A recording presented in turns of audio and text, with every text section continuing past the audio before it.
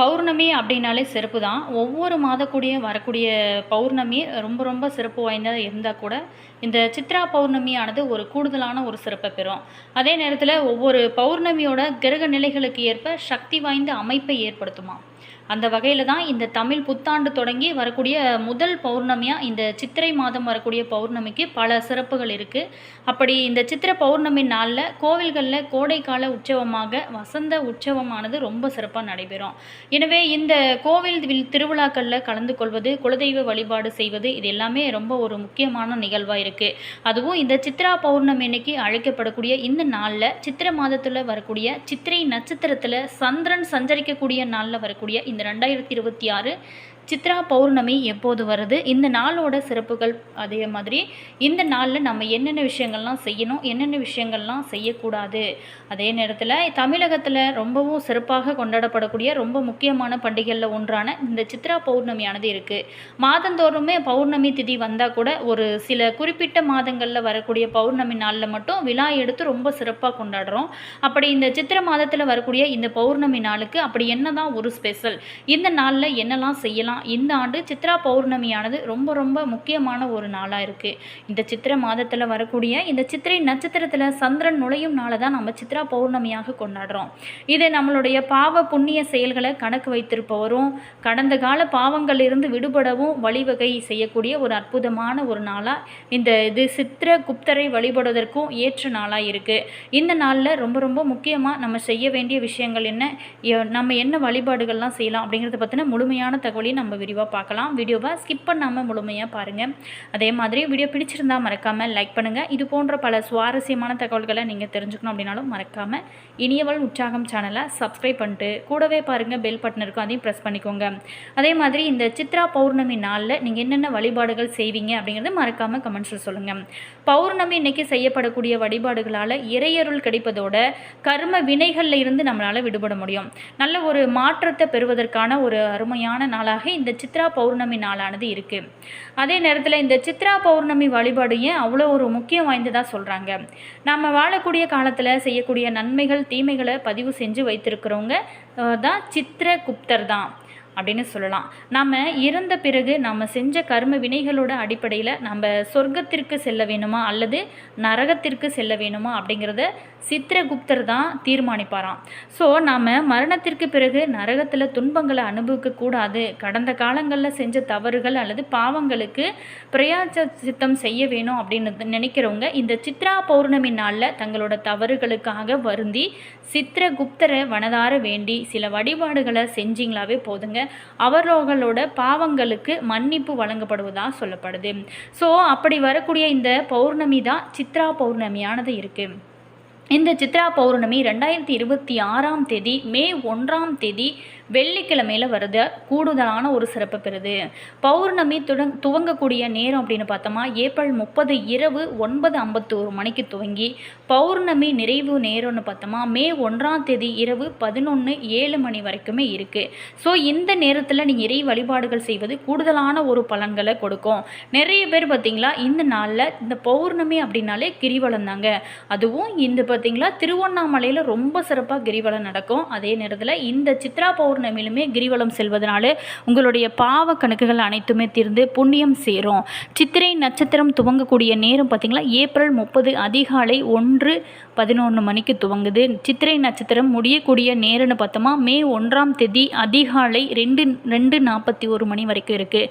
இந்த சித்ரா பௌர்ணமியில் நம்ம முக்கியமாக செய்ய வேண்டிய விஷயங்கள் என்ன அப்படின்னா, புனித நீராடுதல். அன்றைய நாளில் நீங்கள் புனித நீராடுதல் ரொம்ப ரொம்ப முக்கியம். ஒருவர் தன்னுடைய உடலையும் மனதையும் தூய்மைப்படுத்தி கொள்ளவும் தெய்வீக அருளை பெறவும் புனித நீராடல் அப்படிங்கிறது அவசியமான ஒரு விஷயமா இருக்குது. அடுத்ததாக 2வது விஷயம் சிவ வழிபாடு. இந்த நாளில் முக்கியமாக நம்ம சித்திரகுப்தரையும் சிவபெருமானையும் வழிபடுவதனால மனதில் ஒரு அமைதியான ஒரு சூழலானது இருக்கும், இறையருளும் நமக்கு நிச்சயமாக கிடைக்கும். இதனால் கர்ம வினைகள் தீர்ந்து நம்மளுடைய வாழ்வை ரொம்ப செல்வ செழிப்பாக மாறும். விரதம் இருக்கணும் அப்படின்னு நினைக்கிறவங்க இந்த சித்ரா பௌர்ணமி அன்னைக்கு விரதம் இருந்து இறைவனை வழிபட்டு மாலை நேரத்தில் சந்திரனையும் வழிபட்டு தங்களோட விரதத்தை நீங்கள் நிறைவு செஞ்சு கொள்ளலாம். அதே மாதிரி அன்றைய நாளில் நீங்கள் தானங்கள் செய்வது ரொம்ப ரொம்ப நல்லது. ஏழைகளுக்கு உணவு, உடை, அத்தியாவசிய பொருட்கள் இது எல்லாமே கொடுக்கறதுனால நம்மளுடைய கர்ம வினைகள் பெருமளவில் கண்டிப்பாக குறைக்க முடியும்.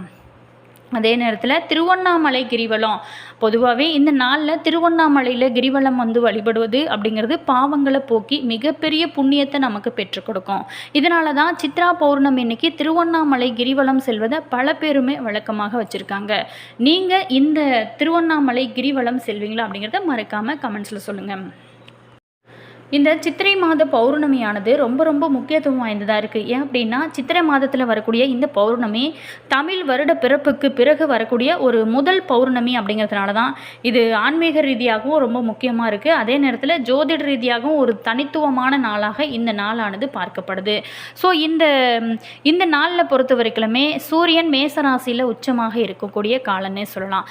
சந்திரன் துலா ராசியில் சஞ்சரிக்கும். சித்திரை நட்சத்திரத்தோட சந்திரன் இணைந்து பௌர்ணமி திதியானது உருவாகிறது. இந்த சித்ரா பௌர்ணமி சித்ரகுப்தர் பிறந்த நாள். அதாவது புராணங்களின்படி சித்ரா பௌர்ணமி நாளில் தான் சித்ரகுப்தர் அவதரித்தார் அப்படின்னு சொல்லப்படுது. ஸோ யம தர்மராஜரின் உதவியாளராக மனிதர்களோட பாவ புண்ணிய கணக்கை பதிவு செய்வது இவரோட கடமையாக இருக்குது.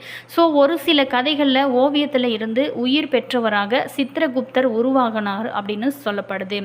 அதே நேரத்தில் இந்த சித்ரா பௌர்ணமி நாளில் நம்ம செய்யப்படக்கூடிய வழிபாடுகள் அப்படிங்கிறது மிகுந்த ஒரு பலனை நமக்கு கண்டிப்பாக கொடுக்கும். சிவபெருமானுக்கு அன்றைய நாளில் அபிஷேகம் அர்ச்சனை செய்வது ரொம்ப ரொம்ப சிறப்பு. அம்பாள் மற்றும் முருகப்பெருமான வழிபாடு செய்யலாம். அதே மாதிரி சித்ரகுப்தர் பூஜை, அதாவது பாவ நிவர்த்திக்காக இந்த பூஜை செய்வது ரொம்ப ரொம்ப அன்றைய நாளில் செய்வது ரொம்ப நல்லது. அதே நேரத்தில் பௌர்ணமி அப்படின்னாலே அனைவருக்கும் தெரிஞ்ச ஒரு விஷயந்தான் குலதெய்வ வழிபாடு செய்கிறது ரொம்ப நல்லது. கோவில்களில் நடைபெறக்கூடிய வசந்த உற்சவங்களில் பங்கேற்பது ரொம்ப ரொம்ப சிறப்பு. அதே நேரத்தில் இந்த பௌர்ணமியில் நம்ம கலந்து கொண்டாலே பாவங்கள் அனைத்துமே தீரும். சூரிய உதய நேரத்தில் நிலவக்கூடிய திதியை அடிப்படையாக கொண்டு சித்ரா பௌர்ணமி மே 1ஆம் தேதி வெள்ளிக்கிழமை இன்னைக்கு கடைபிடிக்கப்படும். ஸோ வெள்ளி வரக்கூடிய பௌர்ணமி அம்பாளுக்கு ரொம்பவும் விசேஷமான ஒரு நாளாக இருக்குது. அந்த நாளில் நீங்கள் தொடர்ந்து அம்பாளையும் வழிபடுவது செய்வது உங்களுடைய வாழ்க்கையில் நல்ல ஒரு திருப்பு முனை ஏற்படக்கூடிய அற்புதமான வாய்ப்புகள் எல்லாமே உங்களுக்கு கிடைக்கணும். அப்படிங்கிறவங்க கண்டிப்பாக இந்த பௌர்ணமி நாளில் அம்பாள் வழிபாடு செய்யுங்க. அதே மாதிரி இந்த நாளில் தானம் செய்வது, ஏழைகளுக்கு உதவுவது, தர்ம காரியங்களில் ஈடுபடுவது ரொம்பவும் புனிதமானதாக இருக்குது. இப்படி நாம் செய்வதனால நம்மளோட வாழ்க்கையில் நல்ல மாற்றங்கள், நல்ல திருப்பு முனைகள் ஏற்படும். சித்ரா பௌர்ணமி அப்படிங்கிறது வெறும் ஒரு நாள் மட்டும் இல்லைங்க, நம்மளோட வாழ்க்கையில் நல்ல ஒரு மாற்றங்களை ஏற்படுத்தி கொள்ளக்கூடிய ஒரு வாய்ப்பாக இருக்குது. இந்த வாய்ப்பை மிஸ் பண்ணிடாதீங்க. இந்த நாளில் நம்மளோட செயல்களை சிந்தித்து நல்ல செயல்களை செய்ய முடிவு செஞ்சோம் அப்படின்னா நம்மளோட வாழ்க்கை நிச்சயமாக மேம்படும். 2026ஆம் ஆண்டு சித்ரா பௌர்ணமி மே 1 சித்திரை 18 வெள்ளிக்கிழமையில் அமைவது அப்படிங்கிறது ஒரு கூடுதலான சிறப்பு பெறுகிறது. பக்தர்கள் ஒரு நாள் முழுவதுமே உணவு உண்ணாமல் விரதம் இருந்து சித்ரகுப்தரை வழிபடுவாங்க. ஸோ இந்த நாளில் தீப ஆராதனை, வீடுகளில் தீபம் ஏற்றி தெய்வங்களை வழிபடுவது கூடுதலான சிறப்பை கொடுக்கும். அதே மாதிரி கோவில்களில் சிறப்பு பூஜைகள் நடைபெறும். அந்த பூஜைக்கு உரிய பொருட்களை நீங்கள் வாங்கி கொடுத்தீங்க அப்படின்னா அன்றைய நாளில் ரொம்ப ரொம்ப நல்லது. சித்ரா பௌர்ணமி தமிழர்களோட ஒரு பாரம்பரிய திருவிழாக்களில் ஒன்றாக இருக்குது. இந்த நாளில் குறிப்பாகவே திருவண்ணாமலை, திருச்செங்கோடு போன்ற சிவாலயங்களில் கிரிவலம் செய்வது அப்படிங்கிறது மிகப்பெரிய ஒரு புண்ணியத்தை கொடுக்கும். இந்த நாளில் கிரிவலம் செல்வதனால தெய்வீக அனுபவம் கிடைக்கும். அதே மாதிரி பாவங்கள் நீங்கி மனமுமே ஒரு புத்துணர்ச்சியோட ஒரு தெளிவு கிடைக்கும். இறைவனோட அருளால் மனதில் இருக்கக்கூடிய ஆசைகள் அனைத்துமே நிறைவேறக்கூடிய ஒரு அற்புதமான காலமாக இந்த காலம் மாறும். மேலுமே சித்ரா பௌர்ணமி அப்படிங்கிறது வெறும் ஒரு திருவிழா மட்டும் இல்லைங்க, நம்மளோட வாழ்க்கையில் நல்ல ஒரு மாற்றங்களை ஏற்படுத்தக்கூடிய ஒரு நாள். இந்த நாளில் நம்ம நல்ல செயல்களை செஞ்சு நம்மளோட உள்ளத்தை தூய்மைப்படுத்தி கொள்ளவும் இது ஒரு அற்புதமான ஒரு வாய்ப்பு அமையும். ஆன்மீக இருக்கக்கூடிய ரொம்ப முக்கியமான பூஜை பொருட்கள், அதே மாதிரி உங்களுக்கு இனி வரக்கூடிய காலம் எப்போவுமே மகிழ்ச்சியாக இருக்கணும் அப்படின்னா கண்டிப்பாக அன்றைய நாளில் நீங்கள் சிவன் வழிபாடு செய்யுங்க. நல்ல ஒரு முன்னேற்றத்தை காணலாம். என்ன நேயர்களே, இந்த வீடியோவில் நம்ம சித்ரா பௌர்ணமியோட சிறப்புகளையும் அன்றைய நாளில் நம்ம என்னென்ன வழிபாடுகள் செய்யலாம், என்னென்ன பொருட்கள்லாம் தானமாக வழங்குறது நமக்கு எந்த அளவுக்கு ஒரு முன்னேற்றத்தை நம்மளோட வாழ்க்கையில் கொடுக்கும் அப்படிங்கிறத பற்றின முழுமையான தகவலையும் பார்த்தோம். இந்த வீடியோ உங்களுக்கு பிடிச்சிருக்கோம் அப்படின்னு நினைக்கிறேன். வீடியோ பிடிச்சிருந்தால் மறக்காமல் லைக் பண்ணுங்கள். இது போன்ற பல சுவாரஸ்யமான தகவல்களை நீங்கள் தெரிஞ்சுக்கணும் அப்படின்னாலும் மறக்காமல் இனியவள் உற்சாகம் சேனலை சப்ஸ்கிரைப் பண்ணிட்டு கூடவே பாருங்கள் பெல் பட்டன் இருக்கும், அதையும் ப்ரெஸ் பண்ணிக்கோங்க. அப்போ தான் நாங்கள் போடுற ஒவ்வொரு நியூ வீடியோஸுமே உங்களுக்கு உடனுக்குடன் நோட்டிஃபிகேஷனாக வரும்.